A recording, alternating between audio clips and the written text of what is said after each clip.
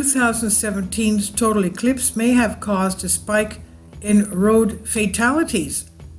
Anticipation is building around April's solar eclipse, the Great American Solar Eclipse. Not since 2017 have parts of the US been plunged into the all-consuming daytime darkness of a total solar eclipse. Before that, it was in 1979. Weather permitting, Mexico's Pacific coast will be the first place to fall under the path of totality when the moon slips over the sun, blocking its rays entirely for some lucky Earth observers.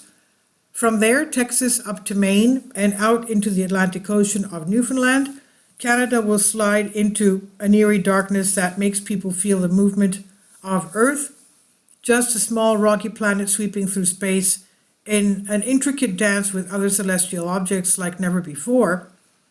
So disorientation is the feeling of totality, and the buzz about it that it might also wreak havoc on drivers. A new study has found fatal road accidents spiked in the US during the 2017 solar eclipse. An estimated 20 million people traveled away from home in the US to catch a glimpse of the sun's disappearing act that year, and this led to bumper-to-bumper traffic on roads leading to and from the path of totality. Congestion on some interstate routes lasted up to 13 hours after the main event, totality, which transpired in less than 3 minutes in any one place. Similar traffic jams are expected across North America for April's event, April 8, with the biggest travel delays expected after the eclipse when everyone heads home. Concerned for people's safety, two Canadian physicians studying traffic injuries, Donald Redelmeyer of the University of Toronto and John Staples of the University of British Columbia, crunched the numbers on how many deadly road crashes occurred around the 2017 eclipse. Using a national registry of fatal U.S. road accidents, the pair tallied up fatal incidents that occurred on public roads during a 3-day window centered on the August 21, 2017 eclipse. Compared to a 3-day period a week before and after the event, and controlling for the day of the week, fatal crashes increased around the time of the eclipse at about 30%. Around 10 fatal accidents occurred per hour on the day before, the day of, and day after the eclipse, compared to roughly 8 total fatalities per hour during the total control periods. In absolute terms, this averaged to 1 extra crash-involved person every 25 minutes and 1 extra crash fatality every 95 minutes, Redelmeyer and Staples write in their paper. The relative risk of being in a fatal crash was 70% higher than usual for young people and 40% higher than on normal clear weather days. The odds of being in a serious but not fatal road accident were also twice as likely around the 2017 eclipse.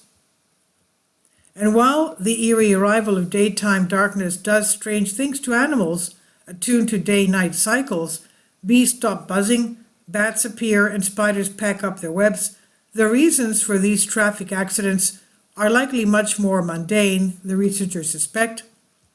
Driving on unfamiliar routes, speeding to reach the path of totality on time along roads possibly not designed for such large vehicle numbers, or being swept up in the excitement of such a rare celestial event could all explain the jump in road fatalities.